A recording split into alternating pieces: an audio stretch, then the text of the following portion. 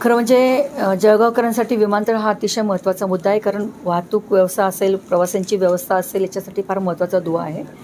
आणि त्याच्याशिवाय जळगाव लोकसभेची प्रगती त्याच्यावर फार मोठी अवलंबून असल्यामुळे इथं जी बिल्डिंग आहे ती आत्ता आपली काय खूप छोट्या स्वरूपात आहे. आणि ही बिल्डिंग एक्सपांड करणं फार गरजेचं होतं. त्या माध्यमातून आम्ही ही बिल्डिंग आता एक्सपांड करतो आहोत.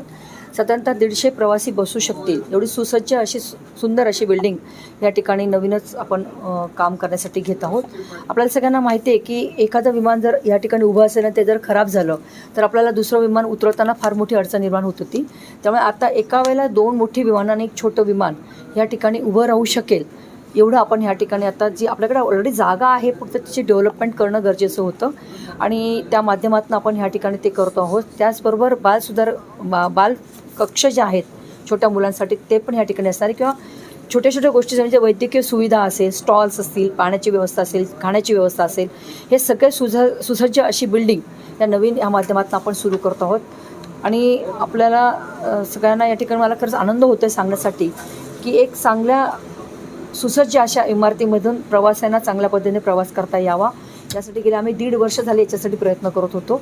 आणि खरं म्हणजे याच्यामध्ये मी धन्यवाद मानेल आमचे मुरलीधरजी मोहोळ, आमचे सेंट्रलचे मिनिस्टर यांनी ह्या विषयामध्ये मला खूप मोठ्या प्रकारचं सहकार्य केलं. तसंच आमची एअरपोर्टची अथॉरिटीची जी कमिटी आहे त्याचे चेअरमन साहेबांनी आम्हाला याच्यात खूप मोठं सहकार्य केलं.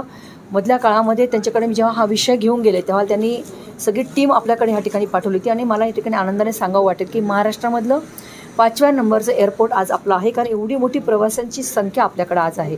आज आपण मुंबई पूर्णपणे सुरू करू शकलो आहोत, पुणे सुरू केलं, अहमदाबाद केलं, हैदराबाद केलं, गोवा केलं आहे. आणि एवढ्यावर आम्हाला थांबायचं नाही आहे, तर आम्हाला कार्गो पण महत्त्वाचा आहे आणि त्याच्यासाठी ह्या सगळ्या गोष्टी होणं गरजेचं आहे. खरं म्हणजे ह्याच कामामध्ये आम्हाला आज आपण बघितलं की 1700 मीटरचा रनवे ह्या ठिकाणी आहे, तो आपल्याला 2500पर्यंत न्यायचा आहे. कारण ह्या सगळ्या गोष्टीतनं आम्हाला मोठी विमानं पण उतरवण्यासाठी जे काही गरजेच्या गोष्टी आहेत त्या करण्यासाठी आम्ही प्रयत्न करतो. नवीन बिल्डिंग पण आम्हाला आमची प्रोव्हाइड आहे. एक्सपांड करण्याच्या पलीकडे जाऊन आणखी एक नवीन मोठी बिल्डिंग पण आम्ही त्याच्यामध्ये प्रोव्हाइड केलेली आहे. पण मला असं वाटतं की ह्या सगळ्या गोष्टी करताना आपल्याला टप्प्याटप्प्याने जावं लागेल.